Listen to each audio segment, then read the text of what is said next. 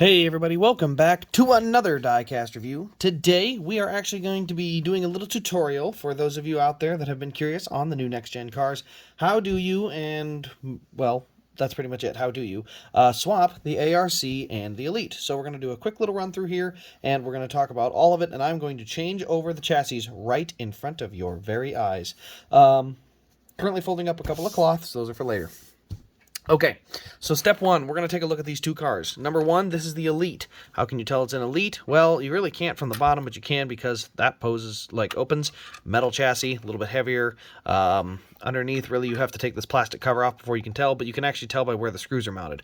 1, 2, 3, 4, those are the plastic cover. Then there's more underneath that get to the chassis. So that's our metal chassis. Elite, and this is going to be our ARC. No hood hinges. You can see it is plastic. You can see there are just no screws in those spots.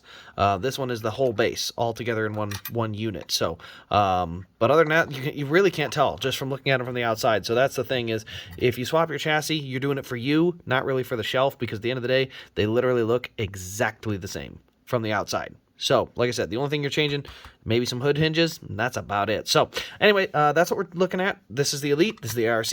Let's go ahead and get into it, start taking them apart, and see what we got to do. So, step one, let's go ahead and do the ARC first. We flip the ARC up on its roof, and then we go ahead and take our little screwdriver here. And, never mind, we need a different screwdriver. That one doesn't quite fit. Just a little bit too small.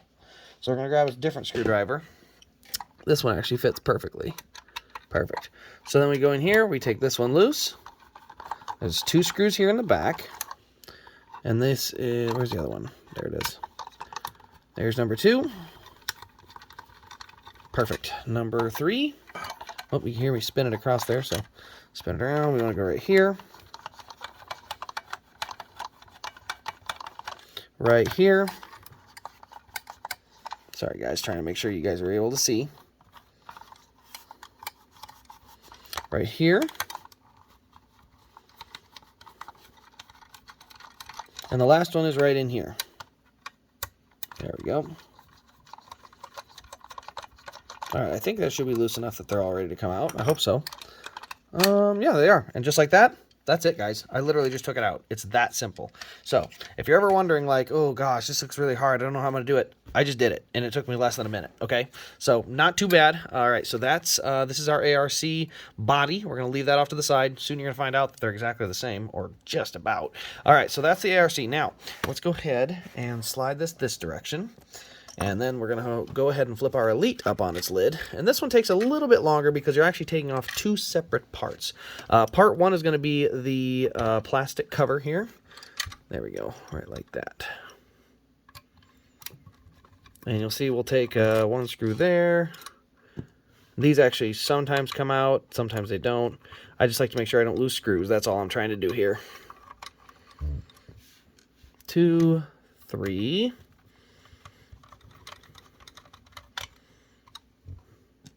and 4 over here, right there in the back, right in the middle of the diffuser is where number 4 is. And once we get that 4th screw out, we can literally just pop this base cover off like so. So there, that is our plastic cover. That is for the Elites only.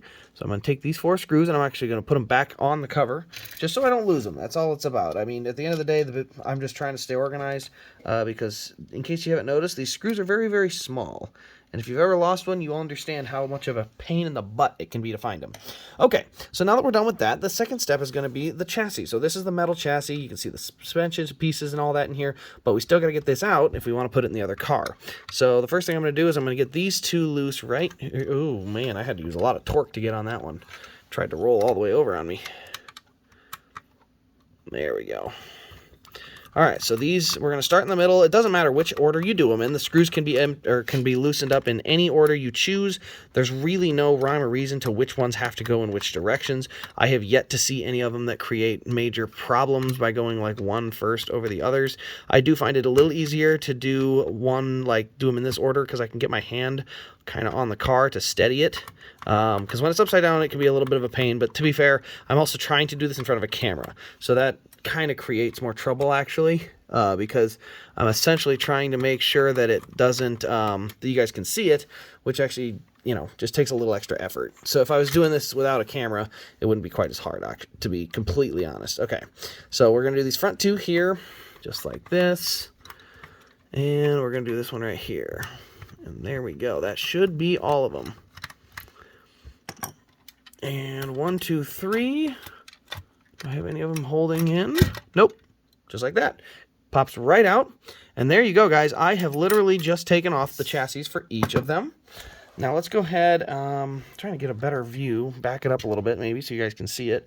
But let's go ahead and just take a nice close look at these two side by side. And like I said, there's only a couple of differences when you get down to this level here at the body. So you can pull this off. So we'll slide those off. There's our ARC chassis, or body I should say. Biggest thing is the no antenna holes in the roof. So there are antenna holes, there are no antenna holes. Also we're missing hood hinges. That one has hood hinges.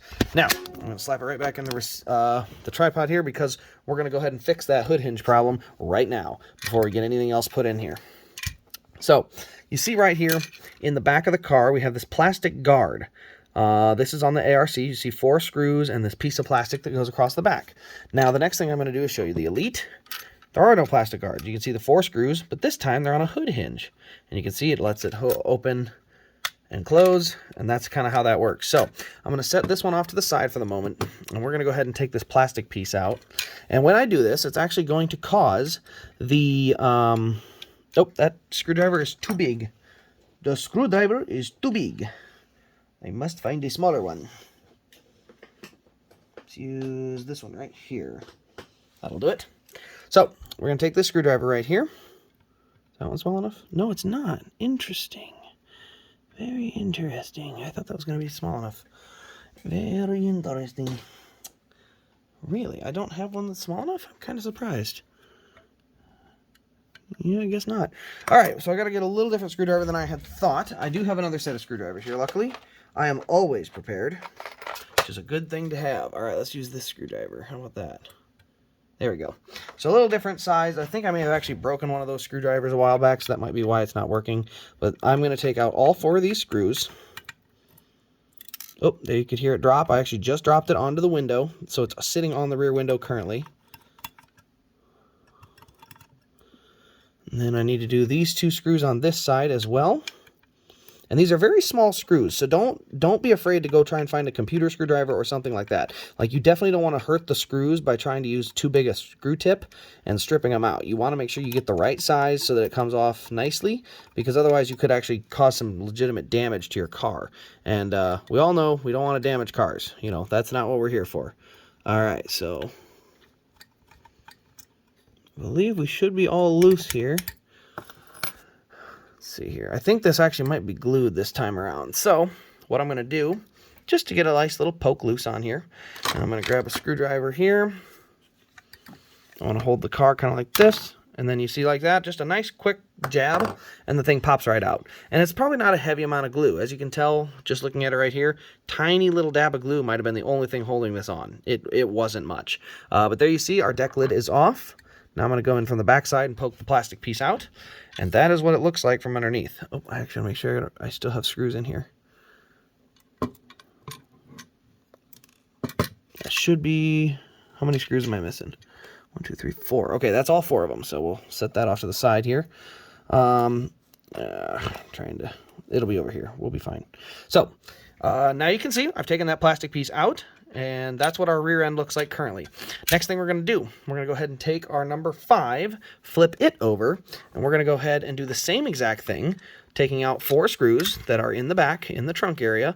The difference is this time, when we take them out, it's going to be hood hinges instead of a deck lid. So the first thing I'm going to do is I'm going to actually loosen the deck lid part. And the deck lid should fall right off because this one had no glue on it. Why, you might ask? Well, because it was an Elite. It was designed to open up. Well, it's designed to open up. Pops right out. Let's see, I dropped that screw again. There we go. And just like that, now that the deck lid's off, all I have to do is take these hinges off. Because I'm going to take these hinges and I'm actually going to put them on the other car. Now, you don't have to do this. This is just if you want the trunk to open. And being as you do have the fuel cell detail, even though it's hard to see, you know, you may as well get all the detail over when you swap these chassis over. So, just kind of a good food for thought there.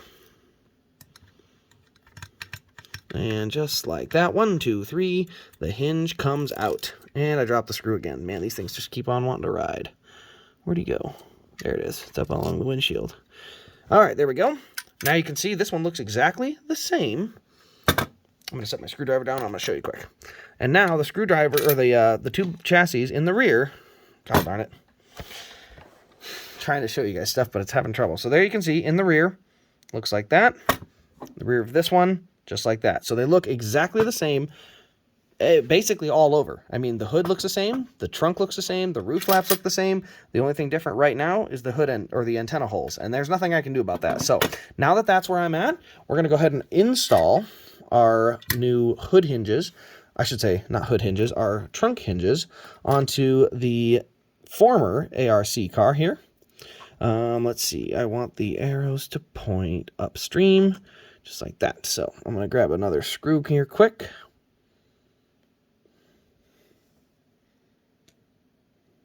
And that is going to poke in right there on the top.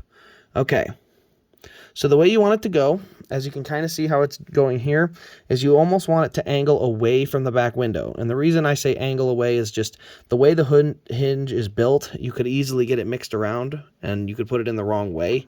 So that's just kind of a way to help remember which direction it's supposed to go. And you could just hear that screw fall right out. Didn't stand a chance. Just fell out immediately. So I got to grab it again. Let's try to put it on the tip of my screwdriver. Sometimes having a magnet on your screwdriver helps a lot. All right, so there we go. I just reinstalled it. Now, it's not tight yet. All I'm doing right now is I'm basically trying to make sure that it's the right fitment and that it's going to work. So that hinge is in. We're going to slide over, put our other hinge in on the other side. And there is a peg. I'm going to show you real quick as soon as I get this other screw in. Because like I said, these things can be a pain in the butt if you're not able to get them in smoothly. Oh, come on. Bingo. Okay. So there we go. So now you can see what it looks like on the ARC.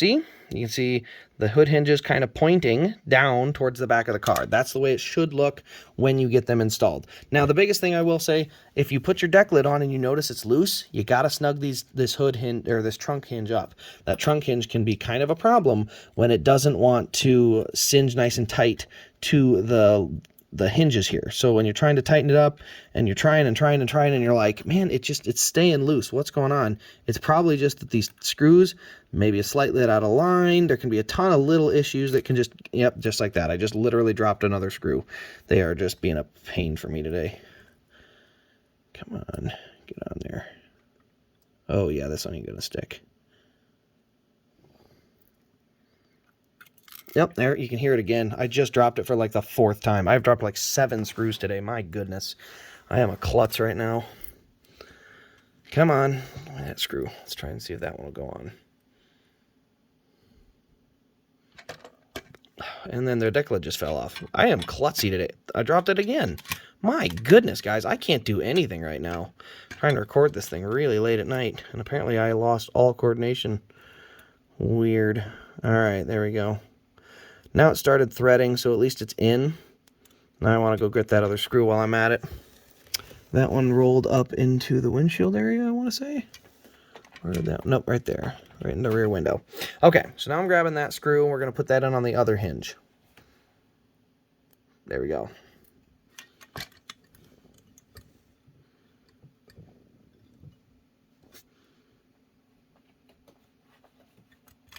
Nope, and it just fell off again. It has been one of those days, boys. One of those days. Okay, there we go. All right, now that I got it all snugged up, now you can see what it looks like. So there's what it looks like. All 4 screws are set in. Now you can see right now it is really loose. Like really, really loose. So what I got to do, I got to kind of snug that up in there like this, and then I got to go snug all these screws up. Because like I said, this is the one area of the car where if your screws aren't tight, you will notice it. Your trunk will sit goofy, it will be loose, it will not fit correctly, and it will cause problems. Hi, kitty boy. Are you trying to get in the way? Are you trying to cause trouble? All right. There we go. Snug that one up. And snug this one up. And just like that, my hood hinge. Oh, got to do a little extra work here. What do I got to do here? Oh, that's right. This one opens up differently. There we go. I had to do a little wiggle room to get it to open and close. And there you can see, I now have an opening hood or an opening trunk. Got a little work to do. One of the hinges is still just a tad out of line, so I'll have to do a little bit of work with it yet, but not too bad. Okay, so now that that's done, like I said, before everything, make sure this hood hinge functions exactly like you want to. This one's still a little loose, but for time's sake, I'm going to put the chassis back on so you guys can see stuff without me wasting a ton of time. So the next step is you're going to take your Elite chassis, set it right down in here just like this, and you're going to kind of just pat it down into place. I believe my front's not in yet. Yeah, the front's not in yet. There we go. We'll go like that. We'll do the rear first, and then we'll go to the front. Or maybe we'll do front to rear. I don't know. Alright, so what I'm actually struggling with right now is just a small thing. It's a spot where the hood hinges can sometimes get tangled up with the chassis. It's not a huge deal, but you do have to kind of press to get it around that area. And it can cause a little problem. It actually happens right here, and it's right next to a hinge spot just above it on the car. So all I'm doing right now is basically just trying to maneuver it until it gets in there. Sometimes it just takes a little bit of pushing and shoving, but it'll get in there eventually, and it'll be no problem at all. So what I'm going to do is I'm actually going to start threading these in. Let's see what we'll do. This one, this one, this one. That one didn't go in, did it? Did this one go in?